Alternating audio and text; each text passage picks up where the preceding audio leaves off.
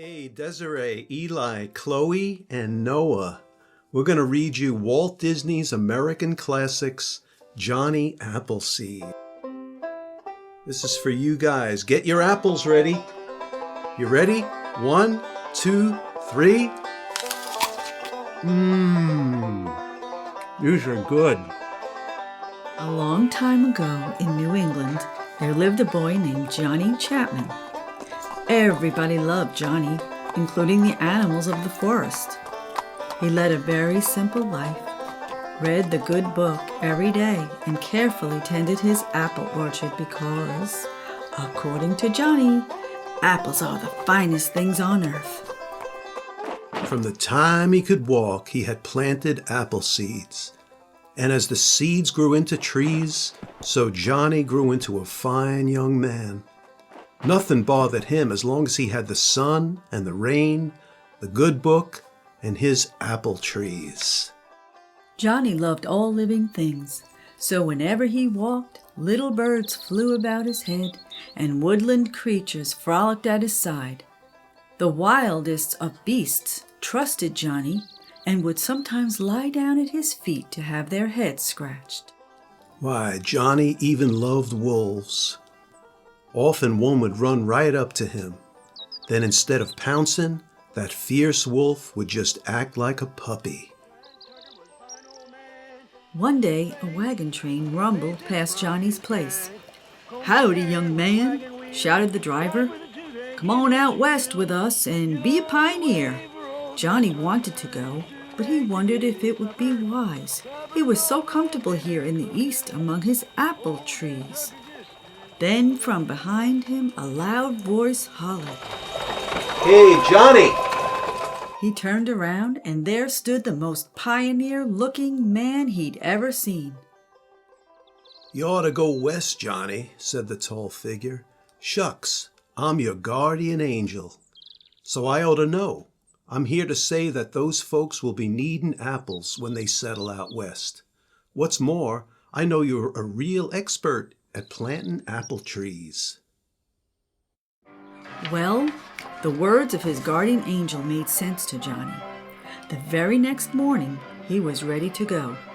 He slung a sack full of seeds over his shoulder, plopped an old cooking pot on his head for a hat, and with a seed-planting stick in one hand and the good book in the other, Johnny headed west. Week after week, mile after mile, Johnny traveled west, planting apple seeds all over the hills and across the flat plains. As he went, Johnny was always looking out for folks less fortunate than himself. One time he even gave his shoes to a man who had none. From that day on, rain or shine, Johnny roamed the countryside completely barefoot. You'd think a man without shoes would have to be mighty fearful of snakes, but they sensed that he loved all creatures and were grateful when he helped them make their homes in the cool, damp earth beneath the trees. Often after a hard day's planting, one of the settler families would invite Johnny into their cabin for dinner. When everybody was through eating, he'd ask, "Would you like me to read a little?" His hosts always nodded yes. When it got too dark to see, Johnny would tell them of the plantings he left behind, and in return for their kindness, he'd leave some seeds for them to sow. Johnny often joined friendly Indians in their teepees for supper or for a little chat. As you might guess, he also helped them to plant apple trees. One day, one of Johnny's Indian friends said to him, "Be careful, my tribe is going on the warpath tomorrow." Johnny ran all day and all night to warn the settlers. Sure enough, the very next morning, the Indians attacked. No one was hurt because Johnny's warning had sent the settlers to the army fort. Shortly after that, a peace treaty was signed and all the fighting stopped. In peace, the Indians and the settlers planted apple seeds together. Year after year, the seeds that Johnny planted grew into sturdy trees. When the apples were red and ripe, folks came to help with the rich harvest. There were apple pies, apple dumplings, apple fritters, and apple cider. All the while, an old-time band played merrily and everybody joined in. As the years passed, wherever Johnny went, apple trees and good neighborliness sprang up in his footsteps. For Johnny was planting more than apple trees. He was planting his own boundless faith and courage. He gave the settlers new heart and strength to build this great land.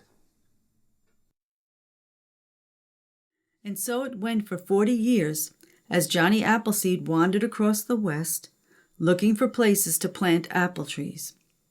No one knows how many trees he actually planted, but they say he popped those seeds in the ground so fast that it somehow looked easy. Settlers who came later heard tales of the kind man with the beard who had passed by some time before and planted all those beautiful apple trees that awaited them. Leaning against one of his trees, Johnny stood off to one side and watched the folks enjoying themselves. He was pleased that the fruit from the orchards had brought them so close together. He reached up and picked an apple off a tree and took a bite. Then, with a satisfied smile, he and his animal friends moseyed on westward. Johnny planted so many seeds on his way to the west that there were apple trees everywhere the settlers looked. At sunrise and sundown, folks would say, "See that pink color in the sky? Why, that's some of Johnny's apple blossoms glowing in the sunlight." After a while, they just plain called that kind of sky an apple blossom sky. Johnny wasn't looking for thanks. He figured that if folks saw how the apple trees grew from tiny seeds, it would give them hope and strength to carry on with what they were doing. And that was thanks aplenty. Johnny didn't even stop to notice that he was getting old, and his beard was growing as fast as his apple trees. As time went by, Johnny's beard sprouted full. The older he got, the longer it got, and the longer it got, the whiter it got. The whiter it got, the harder it was to tell which was apple blossoms and which was Johnny. One night out in the far west, while Johnny was peacefully sleeping under an apple tree, his guardian angel appeared and called to him, "Wake up, Johnny. We got a mighty long journey to take tonight." "Now hold on," said Johnny. "I've got a lot of trees to plant." The angel said, "That's fine, Johnny. Come home with me.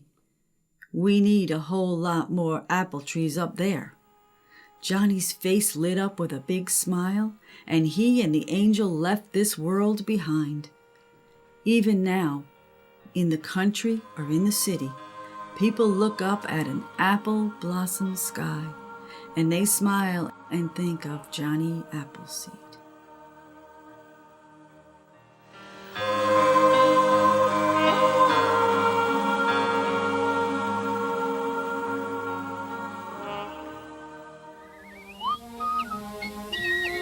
The Lord is good to me, and so I thank the Lord for giving me the things I need, the sun and rain and an apple seed. Yes, He's been good to me. I owe the Lord so much for everything I see. I'm certain if it weren't for Him, there'd be no apples on this limb. He's been good to me. Oh, here am I 'neath the blue, blue sky, a-doing as I please, singing with my feathered friends, humming with the bees. I wake up every day as happy as can be, because I know that with his care my apple trees, they will still be there. Oh, the Lord is good